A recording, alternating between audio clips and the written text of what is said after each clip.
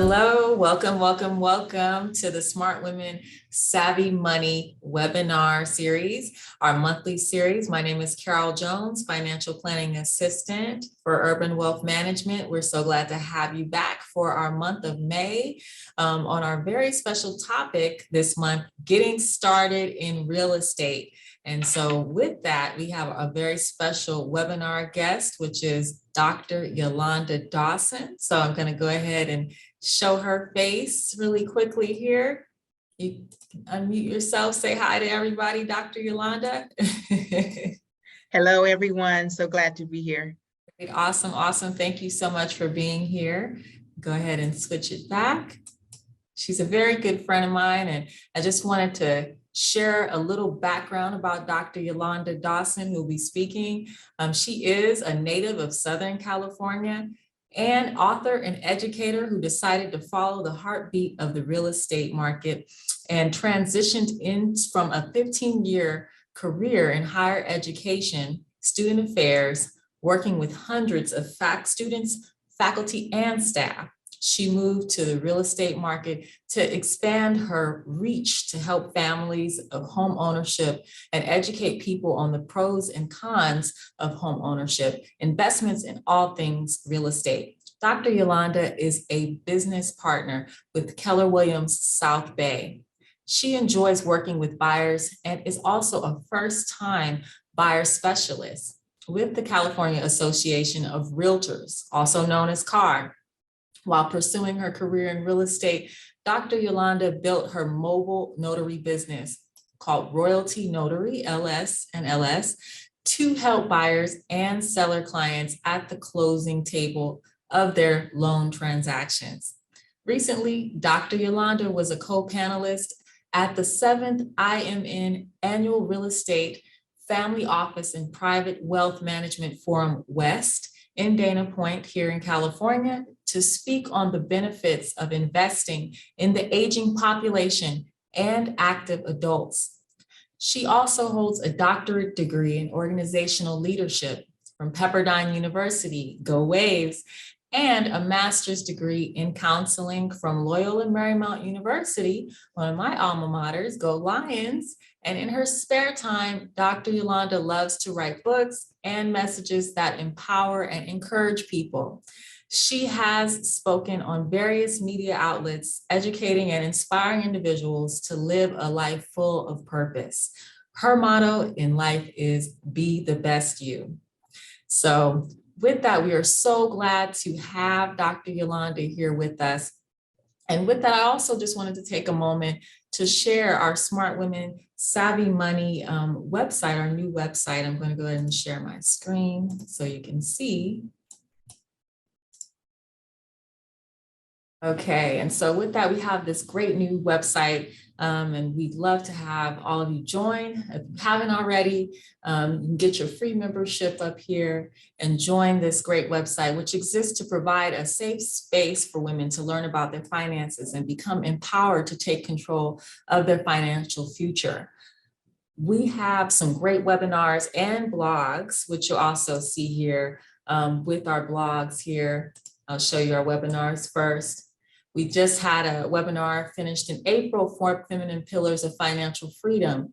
In March, we had investing in stocks and about bonds, mostly investing in bonds and the differences between that and stocks, as well as tax filing in the month of February. And we also discussed financial wellness in January. So if you want to catch up on any of the full lengths of these webinars, you can do so in our Smart Women Savvy Money website, and make sure you sign up. In addition to that, we also have these great blogs which cover financial planning, real estate, and tax planning, and this other socially and responsible investing, career development, fashion, and more. So with that, you'll be able to catch up on reverse mortgages, HSA accounts, all of that great information that you can find in our Smart Women Savvy Money website. So with that, also, please make sure you catch up on our upcoming events, which we have, as you know, for the month of May, we have real estate, but don't forget for June, we have a great webinar coming up as well with Elaine Lucartas, and it's scaling and pivoting your business. So she'll be speaking on that. So you definitely do not want to miss that. It'll be posted on June 23rd. And for today's webinar, will be posted on May 26th. So the Smart Women Savvy Money webinar, Smart Women Savvy Money Club, I should say, was created by Urban Wealth Management. And here's our website here, our main website. And the sole mission of it is to empower people to live their lives of their own design, using all of their assets to fulfill their dreams and follow their passions. And we believe that every person, especially every woman, should have that ability to create the lifestyle that they desire and they deserve. And as you see here, and we have our team and we are expanding, and we're also celebrating our 10th anniversary this year. So we're very excited about that and the growth of Urban Wealth Management. So with that said, I'm going to go ahead and stop sharing my screen, and we're going to pass it on to Dr. Yolanda Dawson. We're so excited to hear what is the real deal in real estate. What is really going on, Dr. Yolanda? So please share with us. All righty.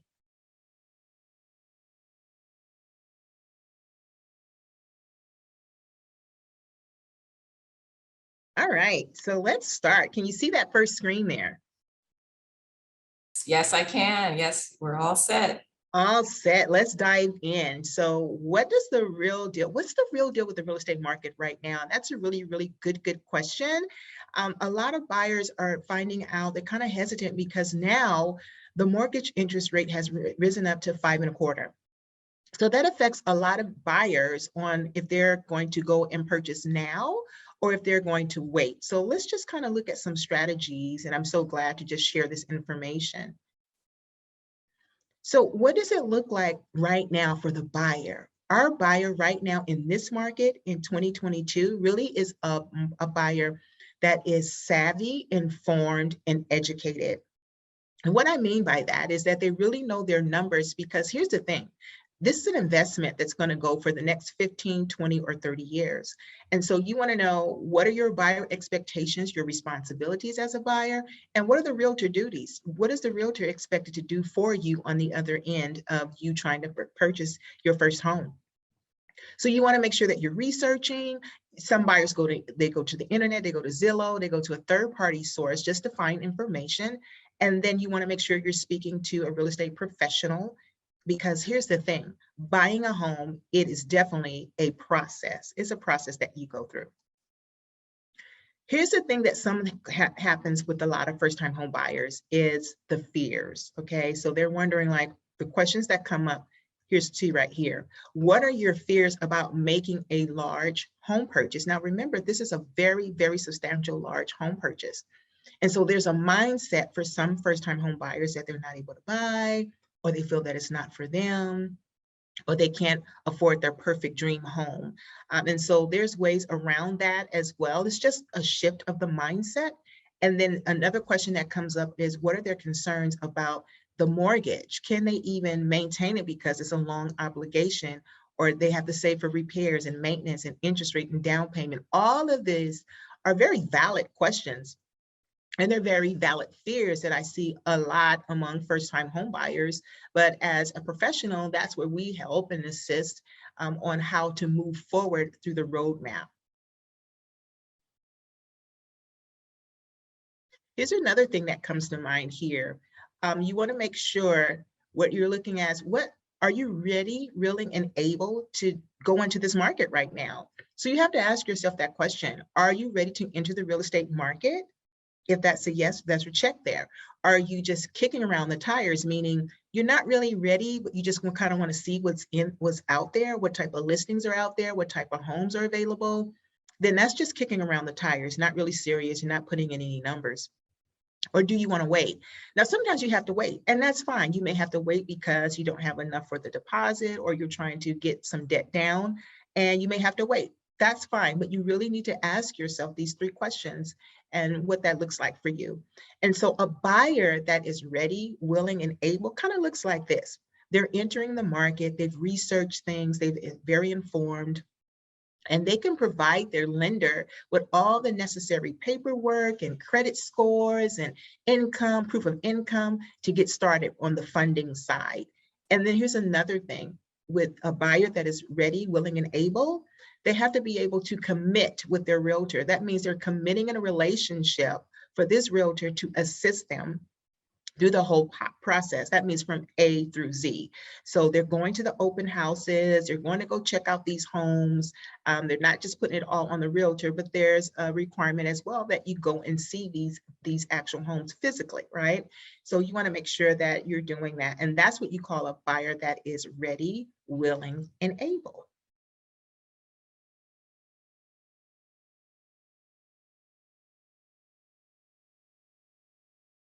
Now, here's another thing to consider.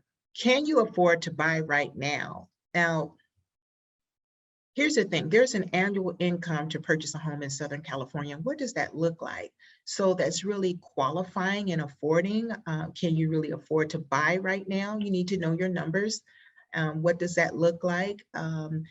You may have a buyer that really wants to be in a more affluent area, their first time starting out, but that may be something further down, like the second leg up or third leg up on that purchase. So you really need to know your numbers and stay within that parameters and know there's a financial responsibility. So owning a home, there's responsibilities for mortgage and taxes, and there's an HOA, which is a homeowner association if you're in a gated or some type of gated community. There's insurance, repairs, and maintenance. So these things continue to go on once you own your property. And if there is any high debt, then maybe this is not the time to purchase, but to actually look at some strategies on how to pay down some of that debt. And so what we have is an association actually called CAR, California Association of Realtors, and they have a thing called the Housing Affordability Index. Again, it's the Housing Affordability Index. And so that really measures the percentage of households that can really afford to purchase a median price single family home in California. And so the index is really considered the most fundamental measure of housing well-being for home buyers in the state of California. And this very depends on where you want to live and how you want to live. So let's look at this chart right here. We're looking at the California Association of Realtors just for traditional housing, single family. And if you look here for Southern California, you'll see there's a total of 6 different counties here. We have from Los Angeles all the way down to Ventura. And then we're looking at some quarters here, Q4, Q3, Q4 again. But let's just focus on Q4 2021 because I do have those numbers.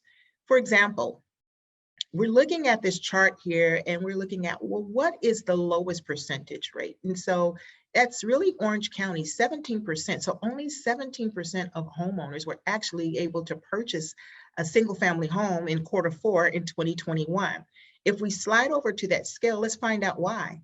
Well, we see the median home price just for Orange County was 1.1. So that's a big difference, right? And then the monthly payment with taxes and insurance was looking at $5,340. Let's see what that income looks like in Orange County for those who purchased in 2021 Q4. So it looks like their income, we're looking at a 6-figure income. As you can see, $213,600. So that's what it looks like as far as affordable. Can I really afford in this particular county? So you want to know definitely about the affordability index and how that measures up with you and your purchase. Now let's look at something that's a little bit higher on this chart. If you look at San Bernardino, just 42% in Q4 2021.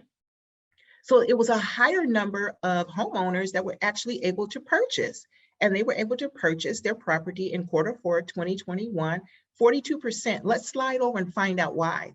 If we look at the median home price, the median home price is $450,000. So you see there's a big difference compared to the Orange County, right? And so you really need to know your numbers and what that looks like.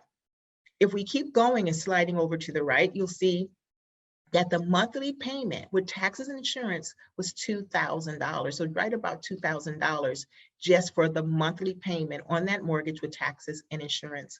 And their income was looking about $83,000 a year.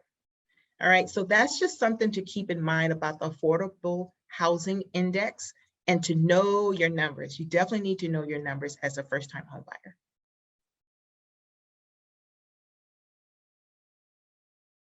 Next, know your purchasing power. So you will hear something, or you probably heard the term purchasing power. What's my purchasing power? You almost want to like flex your muscles and know what that number is. So knowing that is, there's different types of buyers in this market right now. And I want to break that down so you can kind of understand where you may fit within this scale. There's your conservative buyer. And so with this conservative buyer, they're purchasing a home, kind of like in this range. It's not set, but it's just on an average of 300,000 to 650,000. Your mid-conservative buyer, a little bit higher, 700,000. Your high purchase buyer, we're talking $1 million property or higher than that. So it could be 1 million, 2 million, 3 million, 4 million or higher. And then your loan buyer. So you have different types of buyers where if you have to get a loan, there's different kinds, and I'll break that down a little bit more, but you have your FHA, your conventional, your VA, which means veteran, okay, if you're a vet, and then your USDA. So these are the different types of loans that you will hear, and more than average, you'll hear people are kind of in the FHA and the conventional, and you'll see the difference between the two. Then you have what we call the all cash buyer. That means they need no loan, but they still have to show proof of funds. So they still have to show proof of funds, but they're just buying it out all cash. And that's a wire cash investment that's going on. And then you have your investor buyer. And your investor buyer is buying the property not to live in, but for profit. So they're either flippers, or they're going to flip the property around or own the property and get some monthly income. So just so you can get an understanding of your purchasing power, knowing your numbers, where you are, stay within those parameters so that you'll be able to make a good offer.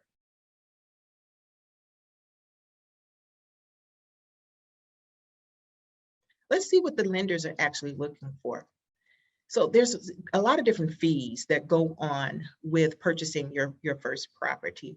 And the first thing you want to know is that lenders are looking to, and this is what they're looking at. They call it the 4 C's: capacity, capital, collateral, and credit. So capacity is, do you have the capacity to actually pay back the loan? And so they're looking at your income. Are you holding a steady income for the past 2 years? What does that look like? Of course, you're going to submit W-2s. And also, if you're in self-employment, they're still looking for the same thing of steady income coming into your business. Capital, what type of capital do you have? What's your cash? Do you have savings, investments, assets? They're looking at those things. Collateral, they want to make sure that the home that you want to purchase is good for the fair market value across the board. So they were going to send out a home appraiser. So that home appraiser is going to go out and appraise the home. And then your credit. So yes, they're going to look at your 3 main credit bureaus and making sure that your credit is good. At this point in this market, it looks like about a score of 740 or higher. And they're looking at, how do you pay your bills? Are you paying your bills on time? So again, I mentioned earlier in the last slide that there's 4 types of loans, main loans that you'll see: the FHA, the conventional, the VA loan, and the USDA agricultural loan. The FHA is usually the most popular that you'll find for first-time home buyers. And the reason why is that the interest rate is only 3.5% down on a FHA, which is the Federal Housing Administration loan. Now, compared to your conventional, as you can see, is 20%. So it's a higher pay down that you have to have on 20% down. And then your VA loans, which is 0 down, and USDA loans are the rural areas are 0 down. Let's look at some of the specialties. So every lender is different. Please understand that not all lenders are the same. So they all have their different specialties. And some lenders actually work with first-time home buyers. They know about the down payment assistance programs and creative lending. And then there's jumbo loans. There's so many different specialties that each lender can have. So we just want to make sure that you're shopping around. You'll hear that term, shop around with your mortgage lender. So what are you shopping around? You're shopping around to see if you can negotiate that interest rate. You're shopping around to see if you can negotiate your origination fees and your points.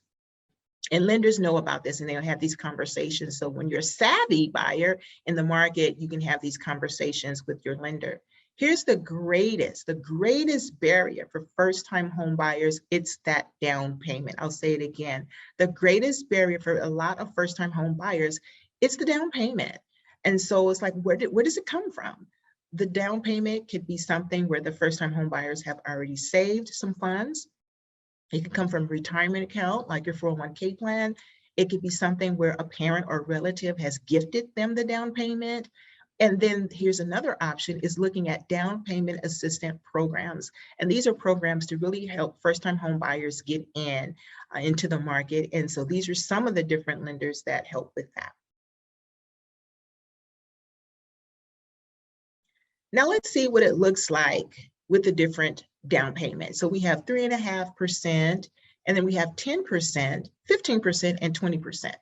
And I put this chart here so that you can kind of get an understanding of what that looks like. So for example, the 3.5%, again, that would be something considered FHA.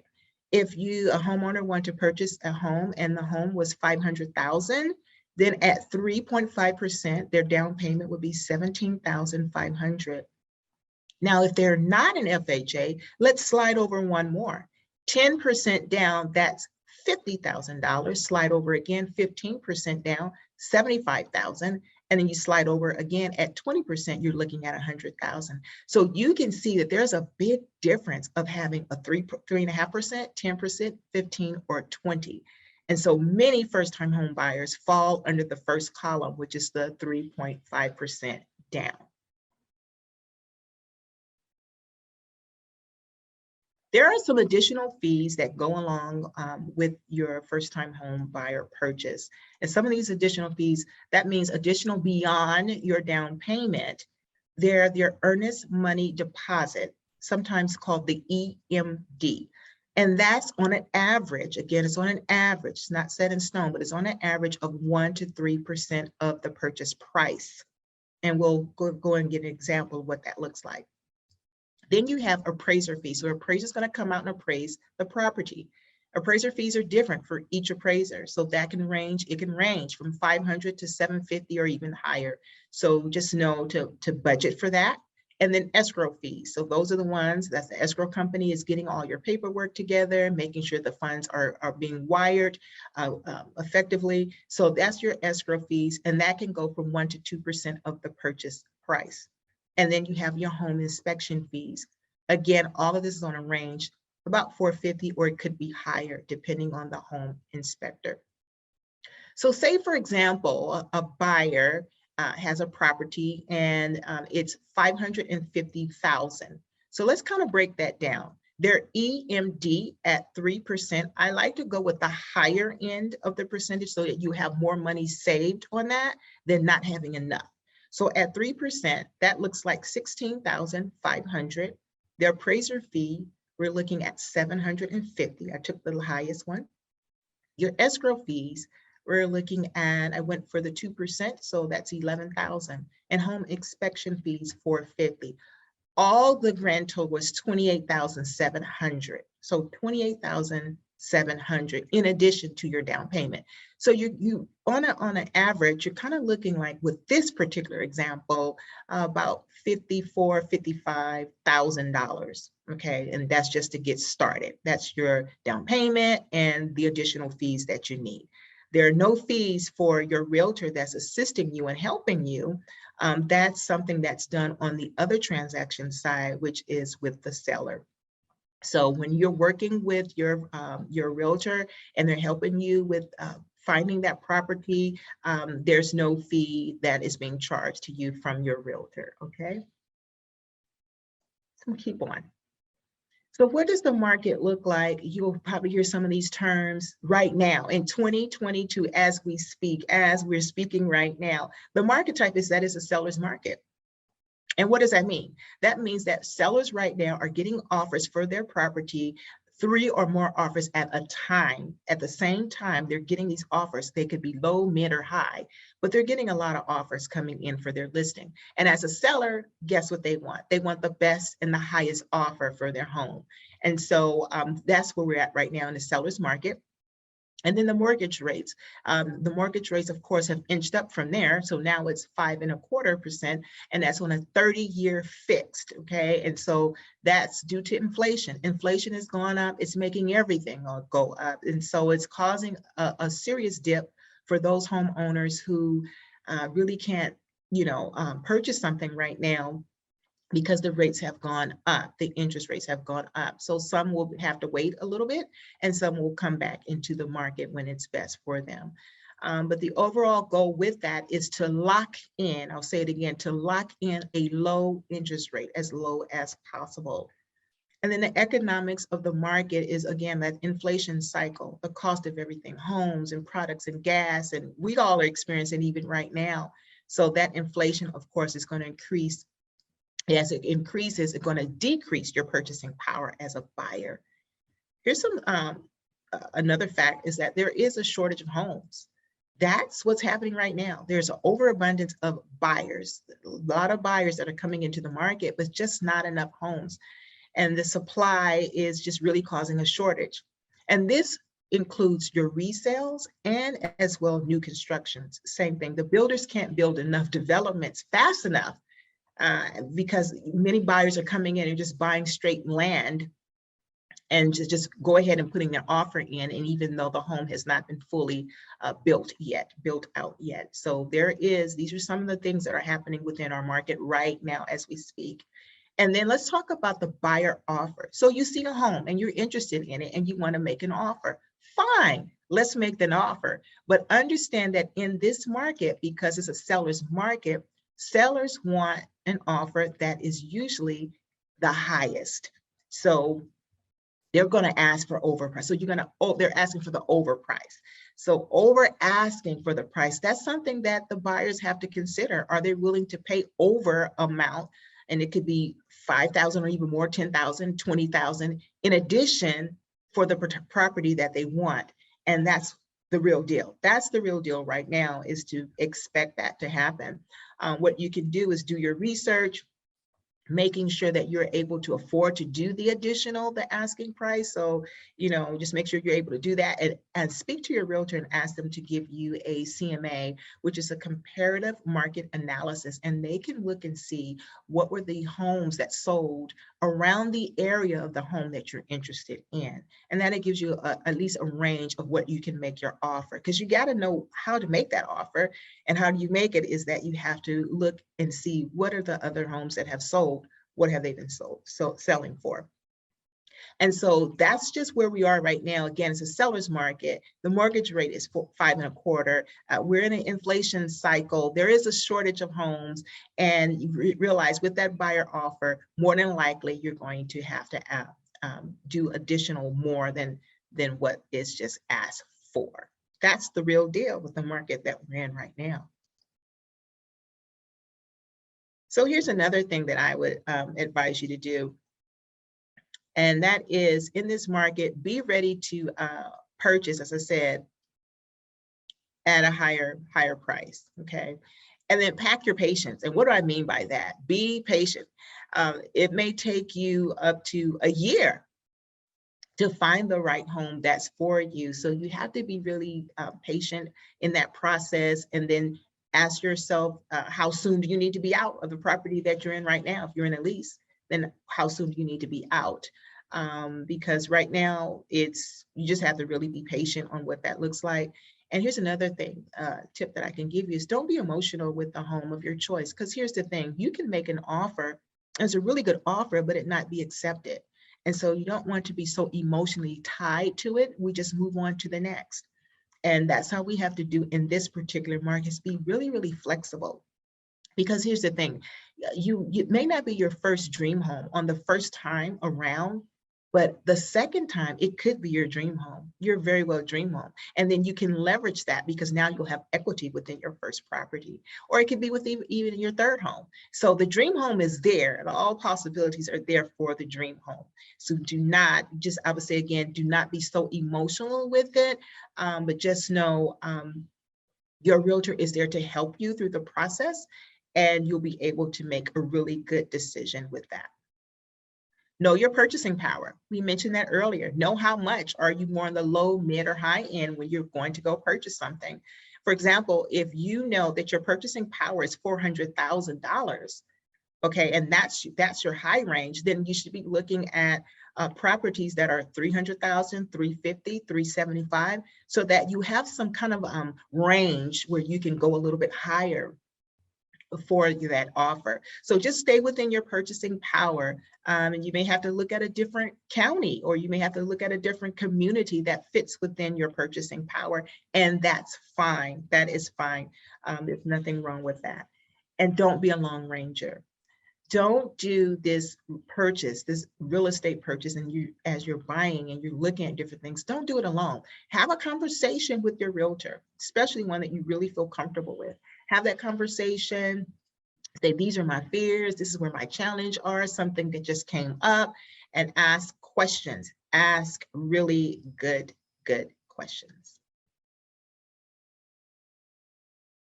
So how do you successfully buy real estate in 2022? What does it look like? It kind of looks like checking off these bullets here. Being mid-conservative to high purchase buyer, that looks like that range is about 700,000 to $1 million or higher.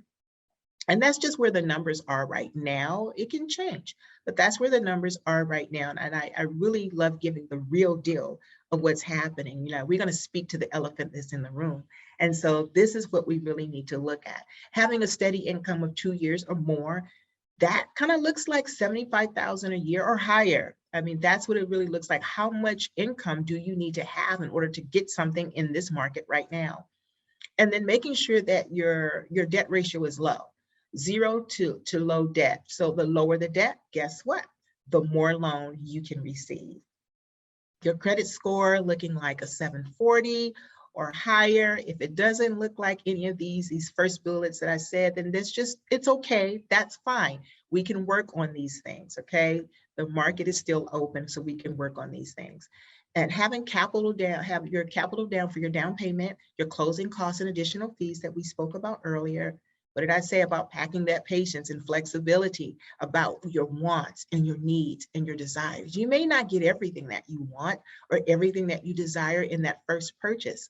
That's fine, because guess what? There's a second and there's always a third purchase that you can do as well. And be able to offer over the asking price. Yeah, I just put here 5,000 or more, but it can be double digits, you know. That's just what the market is right now and what sellers are receiving. And then look at seeking creative lending from a lender. So a lender will know about creative ways to get you in that property. And so you want to make sure that you're speaking to them on that, because that's their specialty. Your realtor will not have that specialty, but a lender will definitely have that specialty for you. Be committed to making ongoing monthly payments. Now, remember, this is for the next 20 to 30 years that you're making these payments. So make sure you're being committed to that and have a budget for your repairs, your maintenance. And that looks like painting and gardening, your appliances, plumbing, hot water. Sometimes people forget about the hot water heater and that there's maintenance that needs to go for that, and not to be ignored, because it can bust. I've seen that happen before. And when that happens, it can cause a lot of water damage. So you want to make sure that those things are taken care of, and your HVAC system. Here's another thing: be ready, willing, and able. Are you ready, willing, and able? And if you are, jump on in. So here's some of the perks. There are rewards of home ownership. And yeah, it is very rewarding. One, you get to eliminate those rising rents from the landowner and getting landowner approvals. So the rising rents that just keep going up, up, up, you're not seeing that when you have in your mortgage. Again, it's locked in, it's fixed, and you know exactly what your mortgage will be each month. Okay, no surprises here. And then you don't have to get the landowner approvals for different things that you want to do within your home. Then you get tax credits every year. You get those great tax credits as well. And then you want to look at refinancing. You can refinance at a lower rate and take out some cash to remodel or to even pay off bills. So there's some things that you can do with leveraging and owning a home. And then you can accumulate wealth where you want to actually lease out property, you can do that as well and purchase more properties for that. There's creativity for design on how if you want to paint your wall orange, then guess what?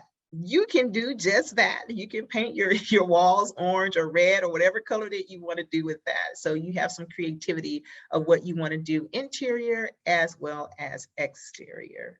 And then you want to leverage and pass that generational wealth on to your family, to your bloodline. And so these are some wonderful perks and things that you can do when it comes to actually owning property. So I just wanted to give you the real deal and let you know, this is the market, this is where we're in, but there is, if you can jump in, because people, guess what? Buyers are still buying property, even as we speak right now. Now, this is one way that you can contact me. My information is there. As you can see, my telephone number is there, email, website. I check all of my sources. So whichever way that you want to, that's comfortable for you to reach out to me, I am more than welcome to assist you, to help you with all your questions. Even if it's for yourself or family or coworkers, please let me assist you with that first home purchase or a sale or that investment. My information is there. I'm also in social media. My Instagram handle, Facebook handle, and my link tree is there as well. So I'm so honored just to give you this information about the real deal of real estate and what it looks like right now in 2022 in this market. So I'm done, and I'm going to throw it right back over to Sweet Carol. Thank you so much, Dr. Yolanda. We really enjoyed that.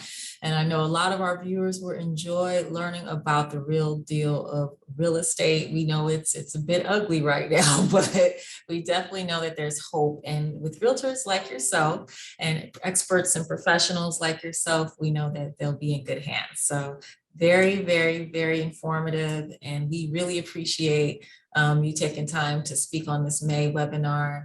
I did have a few questions for you just before I let you go. Absolutely. I did want to make sure I asked those. So I would say, so given with all that you've shared, it sounds like it's a situation where you feel like you have to already be ready. But would you say that it is important for a first-time home buyer to establish that relationship with the realtor now, even though they aren't ready yet? Absolutely. You want to start having these conversations, because here's the thing. The minute the conversation about purchasing a home starts right out, that means the mindset is there. And this gets the wheels turning. And so it won't stop until, the buyer, the home buyer, sees that dream on the other end of actually purchasing the home. So this is a time to build a relationship. Maybe it's a realtor and you like them and you like, I want to know more about them. Ask them questions. There's no silly question. You want to ask questions. They're there to answer those questions for you and to assist you. So definitely have these conversations. They're rich conversations, and you're going to be spending time with the realtor anyway. So why not start that now?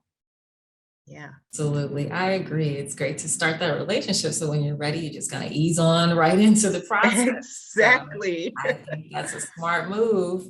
Okay. All right. And so our next question is, so we know you're a realtor based in California, but if there's a first-time home buyer that is looking to move out of the state of California, are you still able to help them?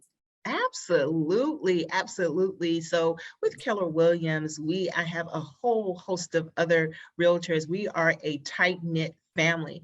And so it doesn't matter if they want to purchase in another state, if they want to purchase in Texas, if they want to purchase out of the country. I know family. And so I have a lot of people that I can get them connected with, and we can get them the help that they need. But I'm going to make sure, here's my thing, is making sure whoever that I connect them to, that they're the best in their market. They're the best in their market, and they're going to give them a really good experience. And so, yes, I can help and assist that. Let me share with you really quickly. I received a referral where there was a homeowner, a husband and wife, and they wanted to purchase something in California. They were from Chicago. And so they were looking around, but they wanted something in San Diego, which is about two hours away from where we are right now in the South Bay area. So what I did was reached out to one of my KW family members, and she was an expert in San Diego. She was able to work with those buyers. And the exciting thing is they came out, they were able to see some properties in San Diego. They made an offer, their offer got accepted, and they are now in their home. So I'm excited about that. That happened this year.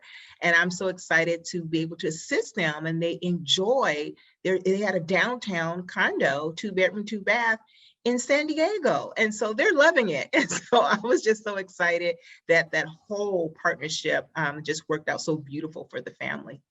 Wow, that's amazing. Well, congratulations to that family in San Diego. So nice. So that's Yes, it is. awesome. Beautiful, beautiful. Okay, so finally, any books that you would recommend for us book nerds who would like to learn more about the real estate market? How can we educate ourselves? Yeah, 3 books come to mind, and I just want to kind of think about them here. One book, and let me just kind of look over here. It's The Essential Guide for Buying Your First Home by Nolos, Nolos. So Nolos has been around in the industry. They do a lot of things with legal and law, terminology, getting consumers informed. And so they've been around for about 25 years. So that's one book to look at. So they're really going to break down the whole legal part of what it looks like in purchasing your first home. So I think that's a good read. And then a second read, I would say, is Your First Time Home Buyer, The Complete Playbook to Avoid Rookie Mistakes. So really helping home buyers when they're making their purchase, even their second or third purchase, they're not making mistakes. And so that's a really good, I would say, quality book to have, because that one is really a playbook. And so here's another book that comes to mind too, is The Single Woman's Guide to Real Estate. The Single Women's Guide to Real Estate.